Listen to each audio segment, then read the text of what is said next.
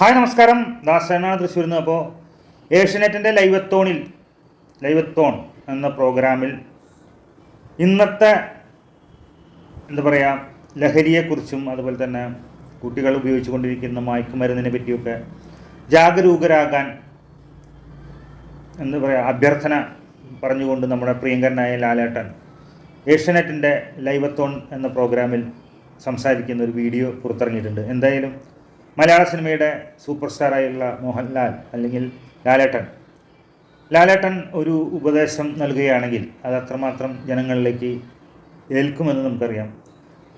അത് കണ്ടുകൊണ്ട് ഇന്നത്തെ ജനറേഷനിലെ കുട്ടികളും മറ്റും ഈ ലഹരി പദാർത്ഥങ്ങളിൽ നിന്നും മാറി നിൽക്കണമെന്നും ഇന്ന് നടന്നുകൊണ്ടിരിക്കുന്ന ഓരോ വിഷയങ്ങളും ചെറുപ്പക്കാരായ 10-23 വയസ്സ് മാത്രം പ്രായമുള്ള ഒരു പയ്യൻ വീട്ടിൽ അഞ്ചോളം പേരെ കൊലപാതകം ചെയ്യുകയും അതുപോലെ തന്നെ തലക്കടിച്ച് കൊലപാതകം ചെയ്യുകയും അതുപോലെ തന്നെ കൂടെയുള്ള സുഹൃത്തിനെ, ഒരേ പ്രായക്കാരായ സുഹൃത്തിനെ നെഞ്ചാക്ക് കൊണ്ട് കൊല്ലുന്നൊക്കെ നടന്നുകൊണ്ടിരിക്കുന്ന ഈ വിഷയങ്ങൾ അത്രമാത്രം ഇന്നത്തെ കാലഘട്ടത്തിൽ ഉൾക്കൊള്ളാൻ പോലും വയ്യാത്തൊരു സാഹചര്യത്തിലാണ് നമ്മൾ പോയിക്കൊണ്ടിരിക്കുന്നത്. അപ്പോൾ ലാലേട്ടൻ, മലയാള സിനിമയുടെ സൂപ്പർ സ്റ്റാർ ലാലേട്ടൻ ഇന്ന് ഏഷ്യനെറ്റിൻ്റെ ലൈവത്തോൺ എന്ന പ്രോഗ്രാമിൽ അയച്ച വോയിസ് സന്ദേശമാണ് നിങ്ങളുടെ മുമ്പിൽ ഞാൻ അവതരിപ്പിക്കുന്നത്. ലൈവത്തോൺ 5 മണിക്കൂർ പിന്നിടുമ്പോൾ മലയാളത്തിൽ ഏറ്റവും കൂടുതൽ നമ്മുടെ യുവാക്കളെ അടക്കം ഒരു തലമുറയെ, ഒന്നിലധികം തലമുറയെ സ്വാധീനിക്കാൻ കഴിയുന്ന നമ്മുടെ പ്രിയപ്പെട്ട താരം ശ്രീ മോഹൻലാൽ ഏഷ്യാനെറ്റ് ന്യൂസ് ലൈവത്തോണിന്റെ ഭാഗമാകും. ലഹരിക്കെതിരെ തന്റെ ഹിറ്റ് ഡയലോഗ് തന്നെയാണ് സൂപ്പർ താരത്തിന് ഈ പുതിയ കാലത്ത് ഓർമ്മിപ്പിക്കാനുള്ളത്. ഏഷ്യാനെറ്റ് ന്യൂസിനൊപ്പം പ്രിയപ്പെട്ട മോഹൻലാൽ. ദൈവത്തിൻ്റെ സ്വന്തം നാട് എന്നാണ് നമ്മുടെ കേരളത്തെ വിളിക്കാറ്.